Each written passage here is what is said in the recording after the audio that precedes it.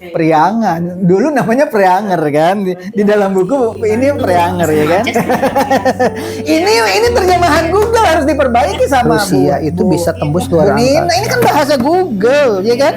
Sementara Amerika tidak bisa berbuat apa pada saat itu, makanya John F. Kennedy, Presiden Amerika, marah. What is wrong? Katanya.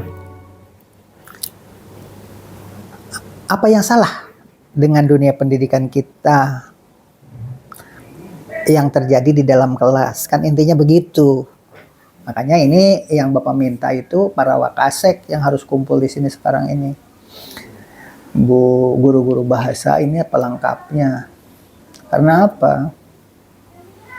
Jadi masa depan bangsa dan negara ini ditentukan oleh apa yang kita pelajari di dalam kelas. Sekarang lagi kurikulum merdeka, semua rame. Padahal yang paling penting itu justru kemerdekaan yang sedang kita geluti saat ini. Sekolah mana yang sudah menerbitkan buku? Coba Bu tunjukin buku itu. Yang kemarin ini kan karya kita. Tuh salah satu contoh ini. Udah 3 buku kalau nggak salah ya. Nah itu salah satu contoh ya. Jadi what is wrong itu harus dijawab. Masa depan bangsa dan negara ini ditentukan oleh ibu-ibu ini. Kemarin aja ada LSM yang mengadukan, yang ngirim surat ke sini gara-gara podcast di sini. Bu siapa itu? Bu Erin ya kan? Panik dia. Jangan panik. Ini pendidikan buat kita gitu loh. Nah sekarang Bapak sudah share di grup buku yang dibuat tahun 1800. Itu yang di-share di grup. Penulisnya Jenten Brink dalam bahasa Belanda. Jenten Brink itu adalah profesor doktor dari Belanda. Belanda itu tidak semuanya jahat. Baik, yang jahat itu adalah bangsa kita. Upah untuk dibagikan kepada rakyat tidak sampai ke rakyat. Jadinya dianggap kerja rodi. Tentu saja tidak semuanya demikian. Itu hanya oknum pejabat saja. Kadang-kadang ada orang yang suka menjilat. Upah untuk pekerja tidak sampai. Jadi seolah-olah kerja paksa. Tidak semuanya seperti ini. Contohnya rakyat Subang. Konon rakyat Subang di perkebunan merasa sejahtera di zaman Tuan Aflan.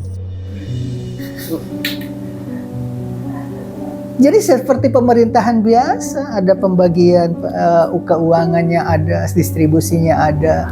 Tetapi rakyat kecil yang tidak kebagian akhirnya menganggap kita dijajah aja. Walaupun memang benar harta kekayaan negara kita itu seringnya dikuras oleh penjajah, itu benar.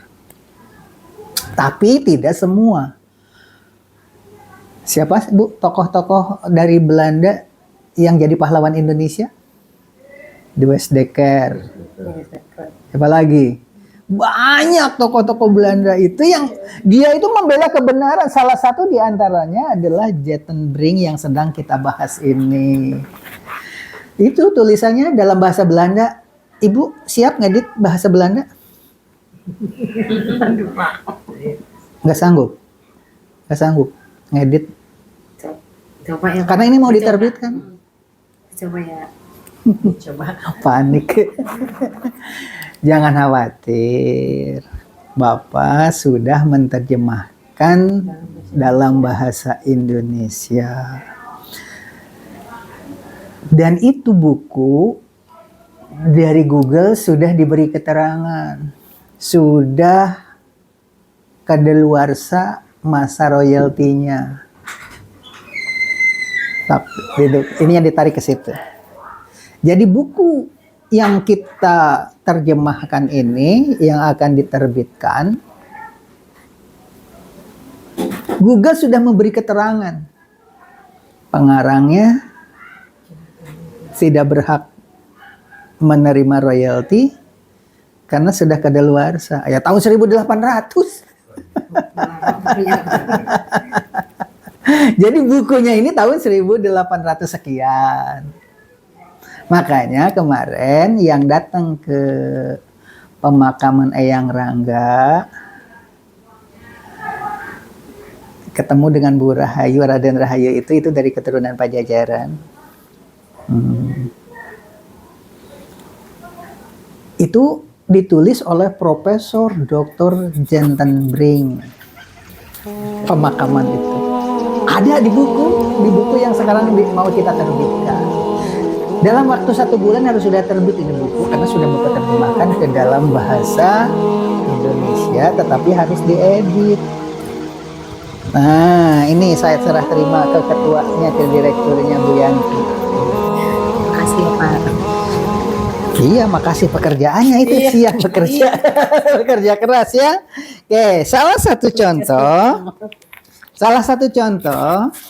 Yang pertama judulnya tentang buku ini ya. Ini adalah salinan digital dari sebuah buku yang telah tersimpan di rak perpustakaan selama beberapa generasi. Berapa generasi? Orang tahun 1800.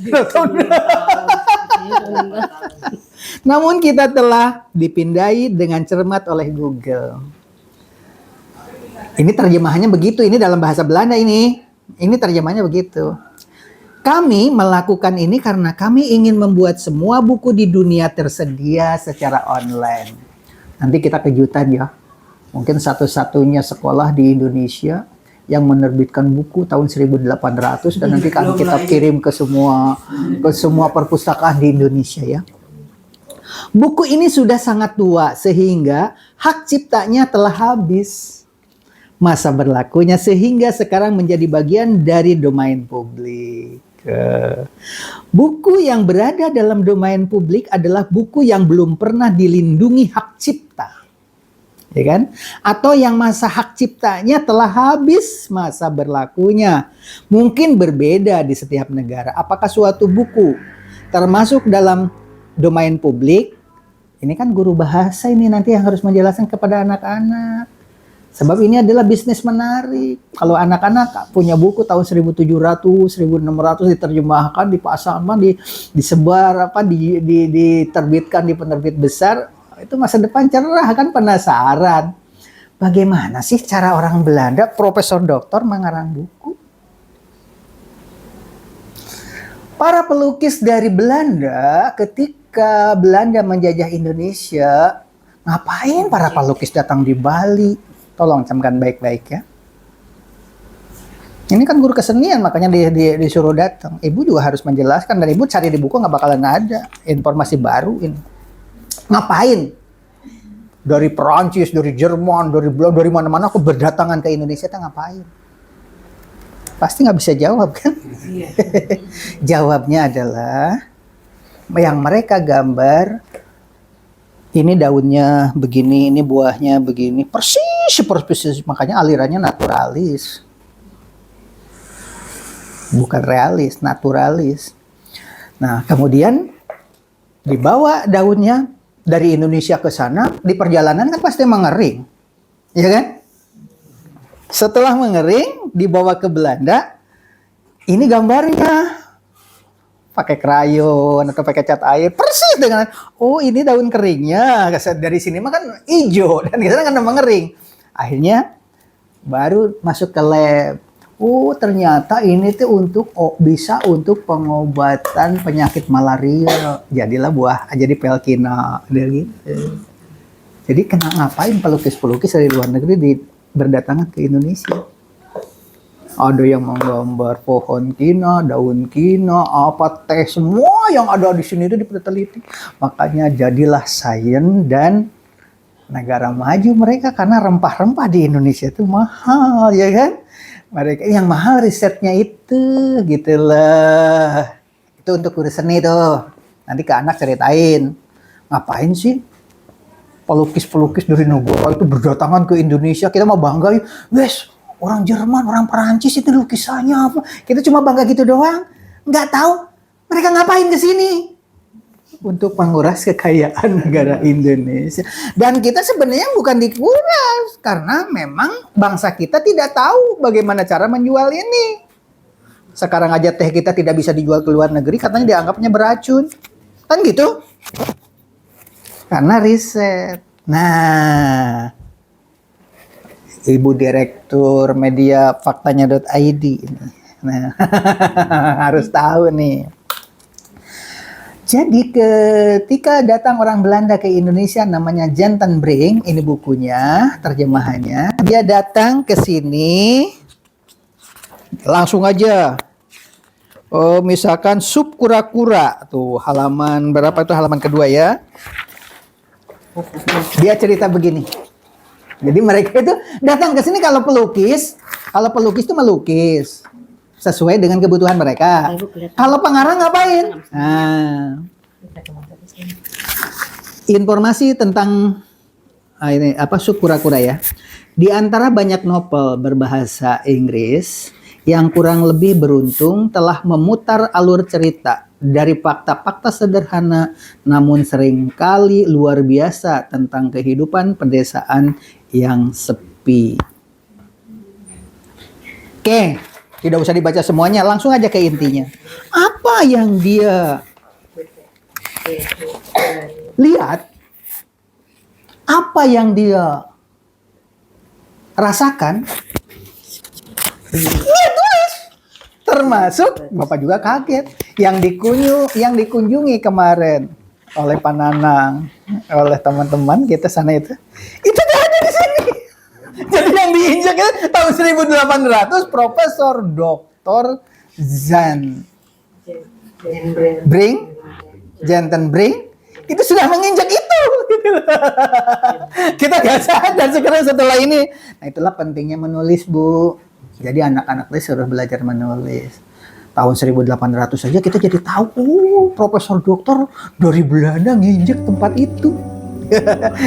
Nih, salah satu misalkan nih. Lord VW itu apa ya? Bahasa Belanda itu. Hopland.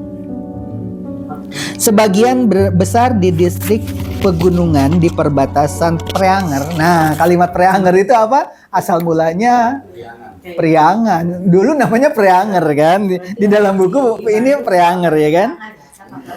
Oke.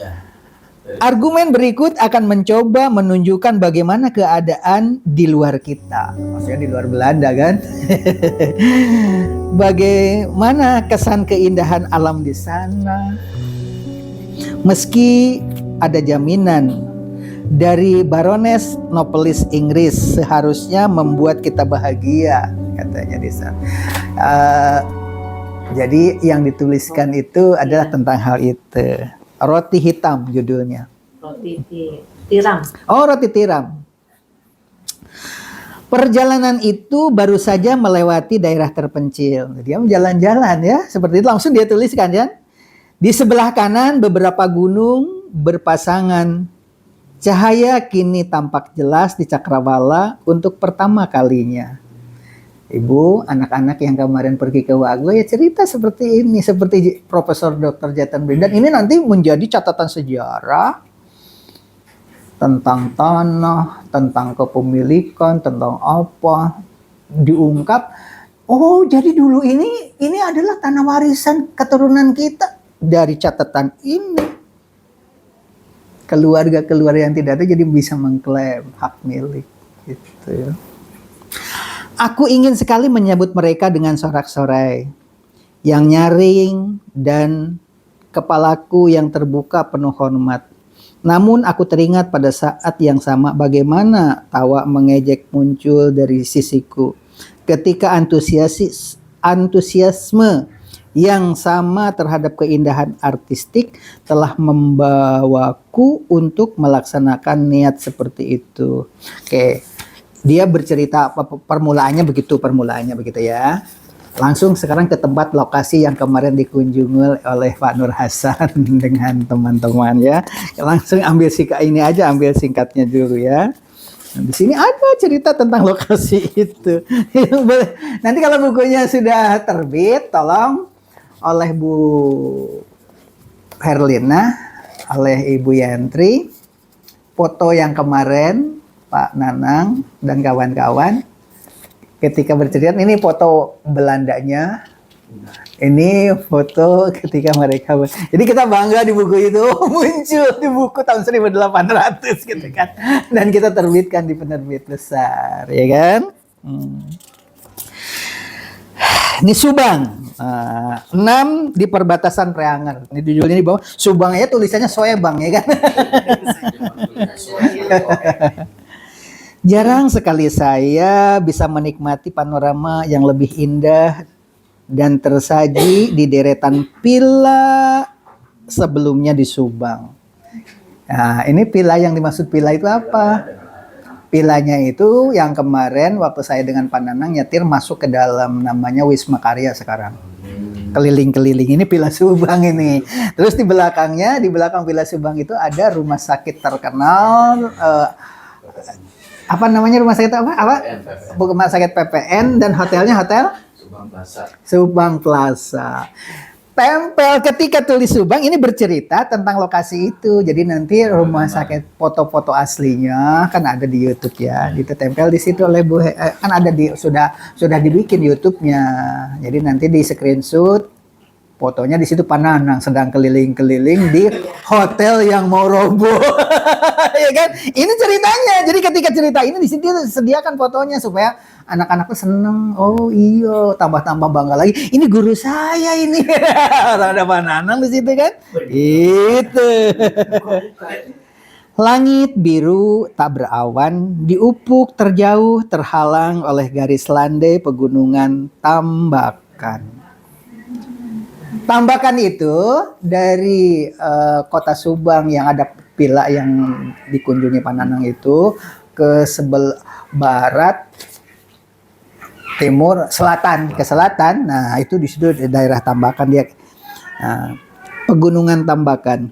Di sebelah kanan dan kiri pandangan agak terputus oleh pepohonan dan bangunan. Meski masih cukup ruang untuk memperhatikan tanah subur. Oh, dulu tak pertanian itu di depan villa itu. Terbentang jauh luas ke arah selatan, hanya beberapa langkah dari halaman rumput. Belanda itu selalu di bangunan manapun selalu ada halaman rumput yang pendek, selalu dicukur itu. Rumput yang luas. Dimulailah deretan ladang gambir. Tuh, gambir itu apa? Gambir buat Yang unsur yang untuk makan sirih itu bukan? yang temannya sirih ya.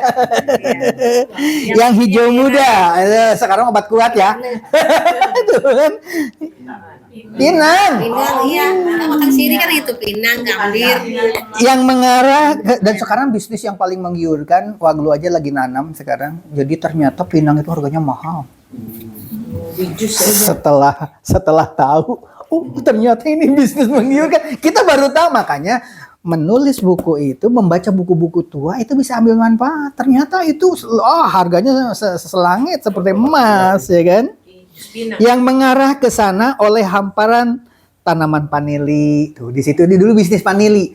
Panili sendiri kita sekarang di mana ada yang pertanian panili? Ternyata di situ tuh paling subur untuk bisnis panili, tuh kan? Ngapain kita mau nanam pertanian apa ya? Kita mau nanam apa ya yang cocok di sini? Belanda itu sudah mendeteksi unsur hara tanah, cuaca, semuanya sudah dipikirkan. Kalau nanam panili di situ pasti untung kan gitu. Nah, ini makanya tulisan tahun 1800 ini ya. Hamparan tanaman panili yang baru ditanam di tempat lain oleh hamparan kelapa muda. Nah, cocok juga untuk bertani kelapa ya. Sedikit lebih jauh lagi oleh pohon-pohon kakao tuh. Yang anggun dengan buah emasnya dan akhirnya dengan serbuk ini kalimatnya saya kurang paham ini, yang tiada habisnya berganti-ganti. Namun pemandangan dari halaman depan Villa Subang, Wisma Karya, menjadi sangat indah ketika api matahari menyembunyi. Nah ini bahasa sastranya ini yang kelas tinggi. Ini bahasanya, padahal berbicara sinar matahari, ya kan? Bercerita, tapi lagi. Namun pemandangan dari halaman depan Villa Subang menjadi sangat indah ketika api matahari menyembunyikan apinya di balik pegunungan. Dan seluruh ufuk selatan bersinar dengan nuansa ungu yang tiada habisnya. Mahkota pohon palem dan pohon beringin diwarnai dengan sinar merah menyala. Waduh, indah sekali sebenarnya. Profesor Doktor yang nulisnya ya kan tahun 1800. Di halaman setiap tangkai memamerkan pernis kemerahan. Tiang-tiang putih di beranda, sampai sekarang masih kelihatan itu tiang-tiang memang putih itu di villa itu ya. Bermandikan bantalan cahaya keemasan di malam hari dan seterusnya. Indah sekali nih kalau Bahasanya gitu. tuh pasang majas. Ini terjemahan Google harus diperbaiki sama Bu Nina. Ini kan bahasa Google, ya kan? Nanti ini kayak maksudnya ke sana, maksudnya seperti desktop. Kok di sini desktop apa ya? Saya cari, ternyata setelah diuraikan, desktop itu adalah halaman yang ada rumput-rumputnya yang selalu dipotong, harus halaman yang luas. Halamannya tuh luas penuh dengan rumput, bisa orang berbaring di situ, dan bangunan Belanda kan selalu ada halaman rumput gitu kan.